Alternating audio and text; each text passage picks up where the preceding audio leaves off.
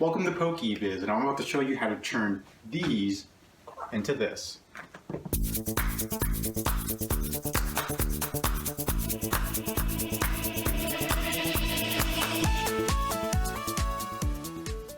Hey guys, welcome to PokéBiz. What's up, fam? Okay, so today we have a slightly different video because it's not product, it's actually the raw cards that actually are involved in product.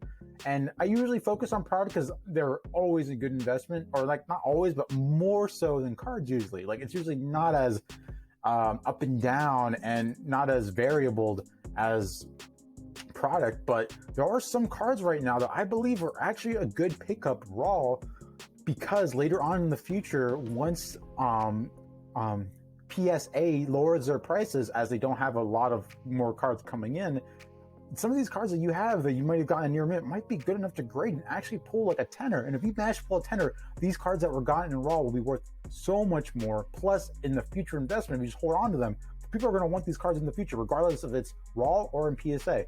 And so I made a list of a couple cards, and believe me, like, this is my own personal list in some aspects. There's some cards in here that I would love myself, but also in general, the general public loves these cards as well, so they hold their value there as well. So moving on to number 5, we have the Celebrations Mew Secret going for around $36.10. This is a no-brainer. We all love Mew. People love it's just the noise it makes in the movie. You know, that cute little noise. It's so like a fan favorite, and the fact is it's a powerful Pokemon. It's like the OG before Mewtwo, and Mewtwo is like mega strong, you know, it's a sense of power, but it's cute too. So like, you know, it's like this weird dynamic between cute and powerful. This card also is relatively cheap in terms of what I believe it'll be worth in the future. So right now it's hovering around 40 bucks, and I try to make this list from 100 bucks and less, and I try to make sure that it's more around the 50-ish range, because I know not a lot of people have that kind of spending cash to do. But for 40 bucks for this Mew card, or like 40 to 36 bucks, this is pretty good. It's a secret, it's gold, it's from the Celebrations time, so Celebrations also a very favored set. It's a good card to hold on to. And personally, if it gets a little more cheaper, I might start snagging a few of these more. Now, again, it's not something I can just throw, like, you know, just buy like 3 of them and hope for the best. You know, probably just 1 or 2 here and there, but I believe this is a great pickup. And if it's a card that you actually pulled yourself, hold on to it. I wouldn't sell it right now. I would hold on to it. So moving on to number 4, and again, this is moving up from what I believe is from, I wouldn't say we're, you know, good to even better. We have the big man himself, the Chilling Reign Snorlax Secret, going for around 73 bucks. Now, of course, when you go on TCG Player, the price is usually a little higher with what they show, but that 73 bucks was the lowest I found for a near mint copy. Now, it could be that the seller had less reviews, and that's why they're selling it cheaper to get their name out there. Regardless, it was near mint. I didn't see a picture, but from near mint, I hope it means that it hasn't have scratches on it, it's not scuffed, or, you know, the cardboard isn't like peeling or anything like that. But as you can see from the charts, the value is going down, and it could either be because Pokemon's losing in favorability, or because people are kind of not really focusing on Chilling Reign cards right now, or Snorlax, because Pokemon Go's out, they're focusing more on Mewtwo, focusing more on these other star Pokemon, and they're kind of forgetting about these star Pokemon that in their heyday was worth hundreds of bucks. Like Snorlax, I believe, was selling for like 100 something whenever it was like in top tier, and it still is top tier. And I personally, as like a Snorlax fanatic, like Groudon and Snorlax, those are my 2 collectibles, and for good reason. This guy is just, for me, like just a lovable attitude of someone who could also knock you out if you mess with him too much, and his sleep time. It's a great card to pick up. It's beautiful, and it'll look good in any collection in the future times to come. So it'll definitely be a card that future collectors will definitely look at. So definitely keep an eye on this, and if it keeps going down lower, snag one up, pick one up. Sure, it's a hefty investment, but if you keep it well preserved, if you're good with your cards, your maintenance, it'll be worth a good bit in the future. So moving on, and this one was something that I kind of like, you know, kind of really had to think outside the box a little bit, but we have the Galarian Birds Trio. Now, the Galarian Moltres V Alternate Full Art is carrying this set right now for around $95.99. But the Articuno and the Zapdos are at really affordable prices at $38.37 and $37.85. So this is my thought. Now, I know the Moltres card is under 100 bucks. That's still too pricey for me. Like, personally, I would go out and buy it. But let's just say this. let's say you're a future collector and you wanted to pick up this Galarian Moltres, beautiful card, and it's honestly is if you manage to pull this, congratulations, it is awesome. But let's say in the future you're a collector and you wanted a trio of birds. Now, of course, you have the Galarian Moltres V, but wouldn't that feel incomplete? Wouldn't that feel like wrong not to have the set with you? So, which is why I think if you have some money to spare, pick up an Articuno V or pick up a Zapdos V alternate full art. Because in the future, people are want to complete that set, that trio set, and you will have the card that you picked up earlier for a lot cheaper price. And although the Moltres card is right now carrying, the prices don't necessarily seem to be going down. As you see from these prices, it's going up and down, up and down. There hasn't been really much changes, and it could change. It could go down lower, but at this point, I believe it's going to be stable around the $90 to $100 mark.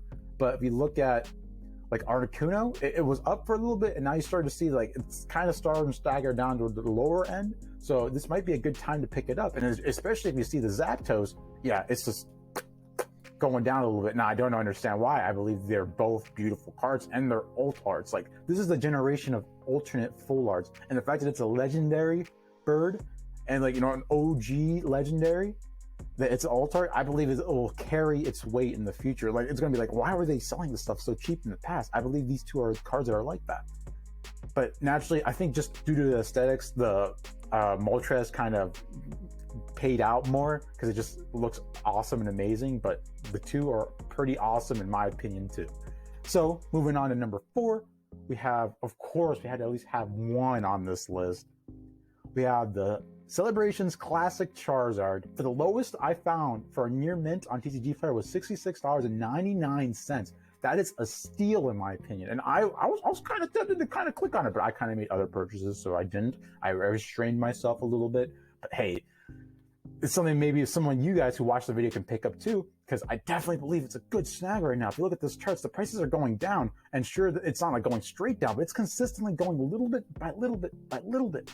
And if you manage to pick up a near mint one that you can potentially take the PSA later and get a 10, you got a steal. You got an amazing purchase. Even a 9, even a PSA 9 would end up making your money back substantially. And I definitely believe PSA is going to lower the prices in the future. And Charizards always do well with good grading. So it's one of those cards that just if it has old Charizard on it, it's going to be worth something. And right now, it's cheaper than it's ever has been. And it's going to keep going down, in my opinion. Okay, guys, moving on to number 1. And in my opinion, this card has been underlooked, and it's definitely something that will pop off in future times. And I definitely, something that I might actually start snagging, like I've started snagging a few of myself.